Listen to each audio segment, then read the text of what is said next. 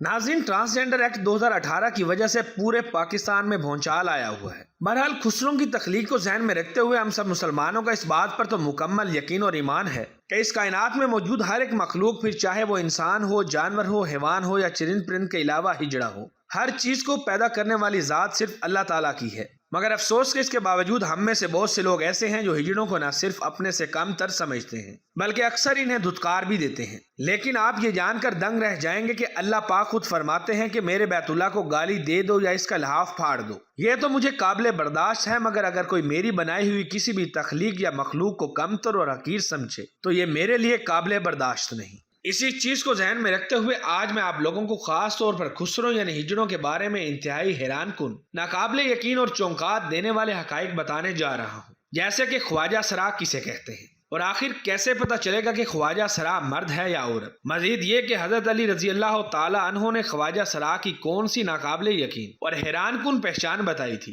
سوال یہ بھی ہے کہ کیا مرد اور عورت خواجہ سرا کے ساتھ شادی کر سکتے ہیں؟ اسلام میں ایسا کرنا جائز ہے یا ناجائز؟ یہ سب اور بہت کچھ جاننے کے لیے ویڈیو کو آخر تک ضرور دیکھیں۔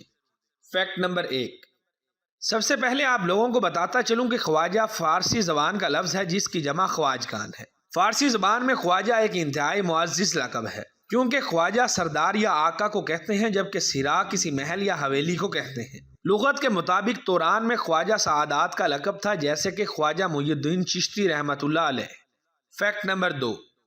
واضح رہے خواجہ سرا یعنی ہجڑا اسے کہتے ہیں جو پوری طرح سے نہ مرد ہو اور نہ ہی پوری طرح سے عورت، مگر گھر میں زنانہ و مردانہ کام کرتا ہو۔ یاد رہے انہیں شروع سے ہی امیروں اور بادشاہوں کے درباروں کی نگرانی کے لیے رکھا جاتا تھا۔ مگر آپ یہ جان کر حیران رہ جائیں گے کہ بڑے بڑے بادشاہوں اور سرداروں کے محل کے علاوہ خواجہ سراؤں کو آپ صلی اللہ علیہ وآلہ وسلم کے دور سے ہی خاص طور پر بیت اللہ یعنی اللہ پاک کے گھر کی حفاظت اور صفائی کے لیے بھی مامور کیا جاتا تھا۔ اب آپ خود ہی سوچیں کہ جسے اللہ پاک اپنے گھر کی صفائی اور حفاظت کے لیے چن لے، اس سے بہتر وہ دنیا میں اور کیا مانگ سکتا ہے۔ یوں ہمیں خواجہ سراؤں کی اہمیت اور مقام کا پتہ چلتا ہے۔ دراصل انہیں بیت اللہ کی صفائی اور حفاظت کے لیے اس لیے بھی چنا جاتا ہے کیونکہ یہ جنسی لحاظ سے نہ مرد ہوتے ہیں اور نہ ہی عورت۔ یہی وجہ ہے کہ انہیں مرد نہ ہونے کی وجہ سے زنانہ یعنی عورتوں کی طرف اور عورت نہ ہونے کی وجہ سے مردانہ یعنی مردوں کی طرف آنے جانے کی اجازت ہوتی ہے۔ فیکٹ نمبر 3،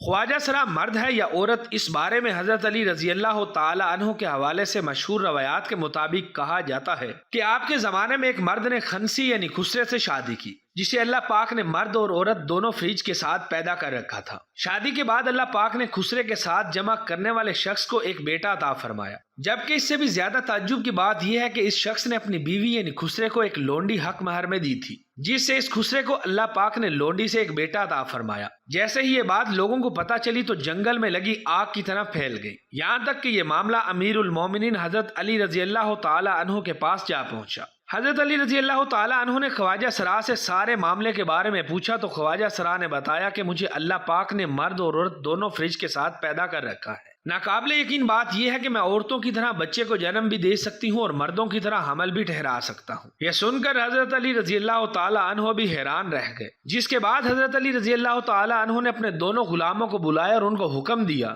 کہ اس خنسا کی دائیں اور بائیں جانب کی پسلیاں گنیں۔ اگر بائیں جانب کی ایک پسلی دائیں جانب کی پسلیوں سے کم ہو تو اسے مرد تصور کیا جائے، اور اگر برابر ہو تو اسے عورت تصور کیا جائے۔ یوں یہ مرد ثابت ہوا۔ اس طرح حضرت رضی اللہ تعالی عنہ نے اسے مرد قرار دیتے ہوئے اس کے مرد اور خسرے کے درمیان تفریق کر دی۔ اس کی دلیل یہ بتائی جاتی ہے کہ اللہ پاک نے حضرت آدم علیہ السلام کو اکیلا پیدا فرمایا، جبکہ حضرت اما حوا کو حضرت آدم علیہ السلام کی پسلی سے پیدا فرمایا، تاکہ حضرت آدم حضرت اما حوا سے سکون حاصل کریں۔ اس لیے یاد رہے کہ مردوں میں بائیں جانب ایک پسلی کم، جبکہ عورتوں میں دونوں جانب پسلیاں برابر ہوتی ہیں۔ آپ لوگوں کو یہ بھی بتاتا چلوں کہ عورتوں میں کل پسلیوں کی تعداد 24 ہوتی ہے، 12 دائیں جانب اور 12 بائیں جانب، جبکہ مردوں میں ایک کم 23 ہوتی ہیں۔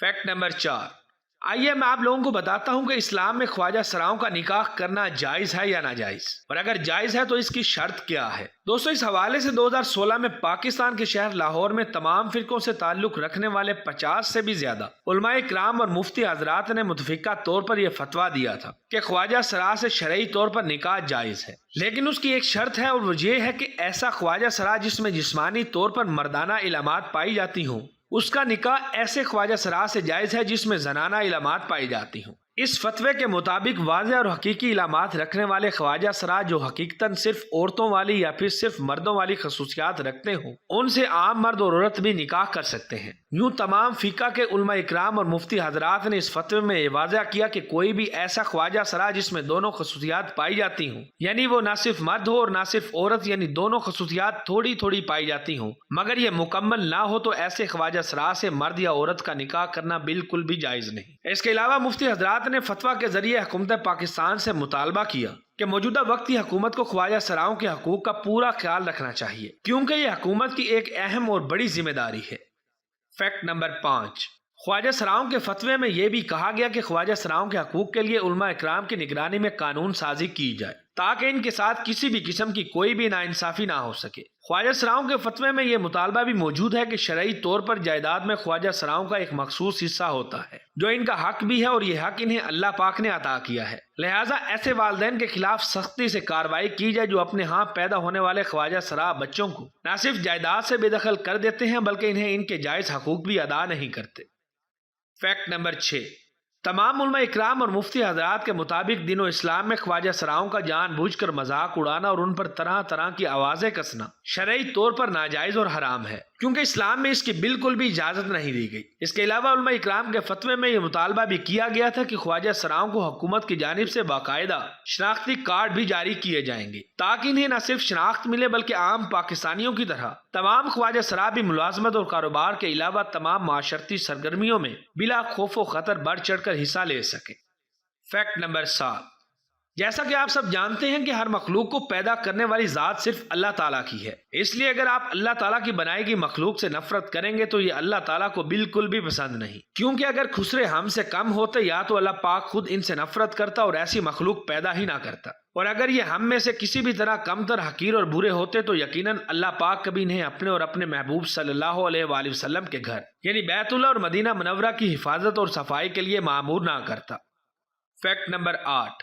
خواجہ سراؤں کے مقام کا اندازہ آپ اس فضائل صدقات کی اس حدیث سے بھی لگا سکتے ہیں جس کے مطابق ایک عورت جو اپنے بیٹے کا جنازہ لے کر جا رہی ہوتی ہے، لوگ اسے کندھا دینے کو تیار نہیں ہوتے۔ جب لوگوں نے اس عورت سے وجہ پوچھی تو اس نے بتایا کہ یہ ایک مخنث یعنی خسرہ ہے۔ حدیث کے مطابق جب اس خواجہ سرا کو دفنا دیا گیا تو اللہ پاک نے ایک بزرگ کے خواب میں اسے بھیجا تو بزرگ نے سوال کیا کہ اللہ پاک نے تجھے کیا عطا کیا، تو اس ہجڑے نے جواب دیتے ہوئے بزرگ کو بتایا کہ اللہ پاک نے مجھے کہا کہ ساری دنیا تجھے حقیر اور کم تر سمجھتی رہی، اگر میں بھی تجھے حقیر اور کم تر سمجھتا تو میرے اور لوگوں کے درمیان کوئی فرق نہ رہتا، اس لیے آج میں نے تجھے وہ مقام دیا جو تیری سوچ میں بھی نہیں تھا۔ بزرگ بتاتے ہیں کہ پھر میں نے دیکھا کہ یہ خواجہ سرا ایک عالی شان تخت پر تاج پہنے بیٹھا ہے۔ فیکٹ نمبر 9، یاد رہے کہ خواجہ سراؤں میں مرد خسرے بھی ہوتے ہیں، زنانہ خسرے بھی، اور مرد اور عورت دونوں کی برابر خصوصیات رکھنے والے بھی۔ رہی بات ان کی پہچان کی تو ایسے خسرے جن میں زیادہ خصوصیات مردوں والی پائی جاتی ہوں انہیں مرد خسرے قرار دیا جاتا ہے، جبکہ ایسے خواجہ سرا جن میں عورتوں کی زیادہ خصوصیات پائی جاتی ہیں انہیں زنانہ خسرے قرار دیا جاتا ہے۔ Fact number 10،